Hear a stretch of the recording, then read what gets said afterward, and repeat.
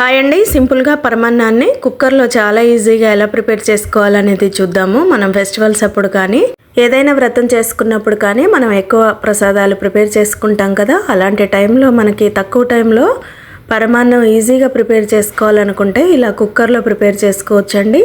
చాలా త్వరగా అయిపోతుంది, టేస్ట్ కూడా చాలా బాగుంటుంది. ఒకసారి ఇది ఎలా తయారు చేసుకోవాలనేది చూద్దాము. ముందుగా ఒక బౌల్ తీసుకొని అందులోకి ఒక గ్లాసు రైస్ని వేసేసుకొని ఒక 2 టైమ్స్ అలాగా వాష్ చేసుకున్న తర్వాత ఇప్పుడు ఒక కుక్కర్ తీసుకొని అందులోకి 2 గ్లాసులు మనం రైస్ ఏ గ్లాస్తో తీసుకున్నామో అదే గ్లాస్తో 2 గ్లాసుల వాటర్ని వేసుకొని 1 గ్లాసు పాలని వేసేసుకున్న తర్వాత ఇప్పుడు ఇందులోకి మనం ముందుగా వాష్ చేసుకున్న బియ్యాన్ని కూడా వేసేసుకొని ఇందులోకి ఒక చిటికెడు సాల్ట్ని కూడా వేసి మూత పెట్టుకొని విజిల్ పెట్టి మీడియం ఫ్లేమ్లో 2 విజిల్స్ ఇవ్వాలి. అప్పుడైతే మనకి రైస్ చక్కగా ఉడుకుతుంది. ఇప్పుడు ఆవిరంతా పోయిన తర్వాత విజిల్ తీసేసి చూస్తే మనకి రైస్ అనేది మాడిపోకుండా పర్ఫెక్ట్గా ఉడుకుతుంది.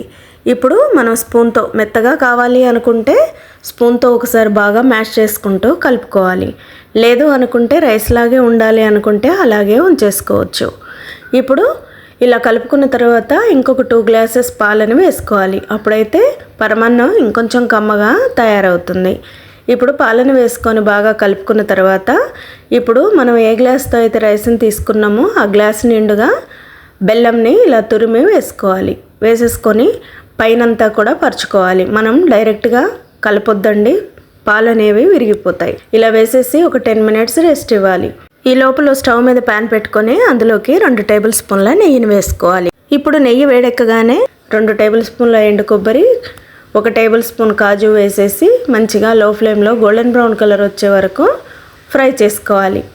పరమాన్నంలో నేతిలో వేయించిన ఎండు కొబ్బరి వేసుకుంటే చాలా బాగుంటుందండి, ఒకసారి ట్రై చేయండి. ఇప్పుడు ఇలా అంతా ఫ్రై చేసుకొని పక్కకు పెట్టుకొని మనం ముందుగా ఆల్రెడీ బెల్లాన్ని వేసుకున్నాం కదా, అదంతా కూడా రైస్లో మంచిగా కలుపుకోవాలి. ఈ లోపల మనకి బెల్లం అనేది మంచిగా కరిగిపోతుంది. ఇలా వేసేసి కలుపుకోవడం వల్ల పరమాన్నంలో పాలు అనేటివి విరగకుండా చాలా బాగుంటుంది. ఇప్పుడు బెల్లం అంతా కలిసేలాగా కలుపుకున్న రైస్లో మనం ఆల్రెడీ వేయించుకున్న ఎండు కొబ్బరి ముక్కల్ని, కాజు ముక్కల్ని కూడా వేసేసి ఒక 1/2 టీ స్పూన్ ఇలాచీ పౌడర్ని వేసేసుకొని మళ్ళీ ఒకసారి బాగా కలుపుకుంటే ఎంతో టేస్టీ అయిన పరమాన్నం రెడీ అయిపోతుందండి. ఇది 15-20 మినిట్స్లోనే మనకి రెడీ అయిపోతుంది. నచ్చితే లైక్ చేసి సబ్స్క్రైబ్ చేయండి. Thank you.